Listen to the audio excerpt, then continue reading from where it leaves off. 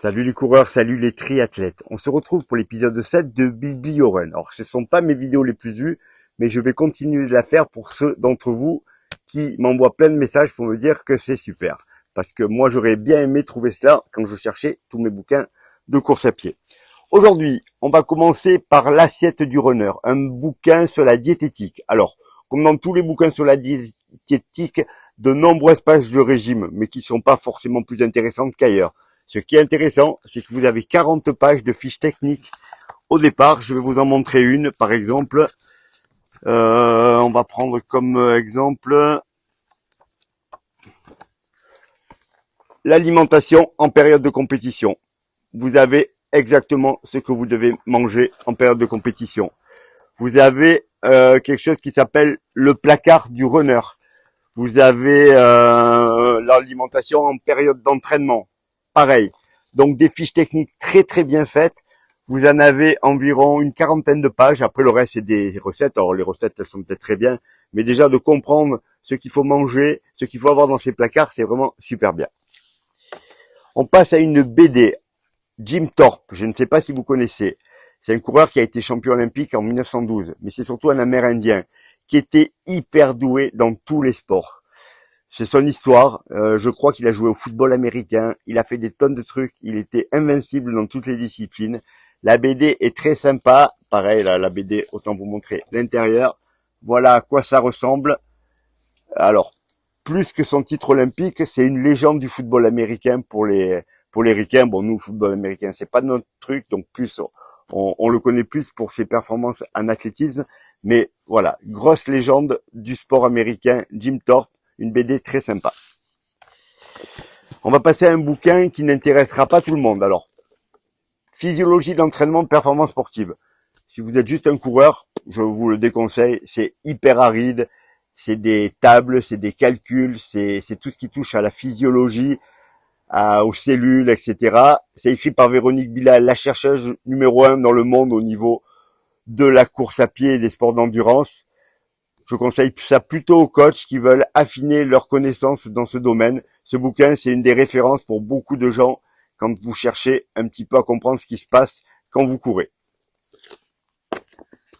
Là, par contre, si on passe dans le grand public, mythes et réalités sur la course à pied. Alors, vous avez, c'est un bouquin qui doit faire dans les 300 pages, vous avez plein de sujets, avec chaque fois une affirmation. Et les auteurs vous disent si elle est vraie, si elle est fausse. On va prendre n'importe quoi. Est-ce que courir à jeun fait maigrir? Vous allez avoir l'explication de ce que ça déclenche. Est-ce que c'est vrai que ça fait maigrir ou est-ce que c'est pas vrai? Est-ce que c'est mieux de courir en posant le talon? Est-ce que c'est mieux de courir en posant l'avant-pied? Vous avez absolument tous les sujets que vous avez pu entendre sur la course à pied par des copains qui vous disent ah c'est mieux de faire ça. Là vous avez quelque chose qui vous permet de trier et d'avoir réponse un petit peu à tout. Si on vous affirme quelque chose, mythe et réalité sur la course à pied. Très sympa.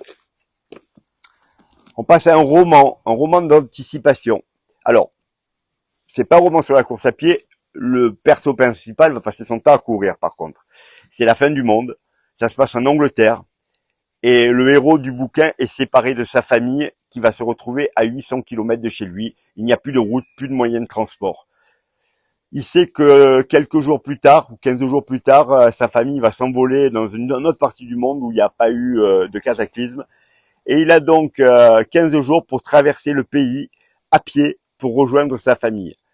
Il n'est pas en forme, il va être obligé de se mettre en forme et il va essayer de marcher, puis de courir et de trouver un moyen de rejoindre toute sa famille.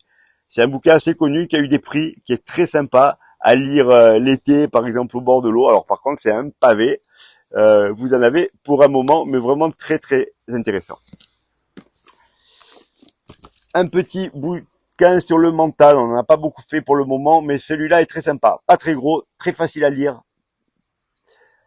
Ça va vous donner des pistes à travailler pour vous améliorer, pour améliorer vos performances. Là, on ne parle pas d'entraînement, on parle de mental, c'est-à-dire qu'est-ce qui peut faire que vous allez forcer un petit peu plus, qu'est-ce qui peut faire que vous allez tenir un petit peu plus longtemps à une certaine allure, qu'est-ce qui peut faire que vous allez être plus motivé pour vous entraîner.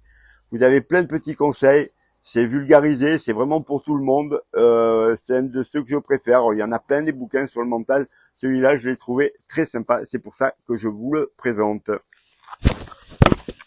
Et si je fais tomber le micro, c'est pas bon. Alors, on va remettre le micro. Voilà. Et on va finir par le bouquin que j'ai pas abordé encore. Moi, mon bouquin référence, c'est La Grande Course de Flanagan. Pour tous les gens qui ont commencé à courir dans les années 2010, c'est celui-là. Born to Run.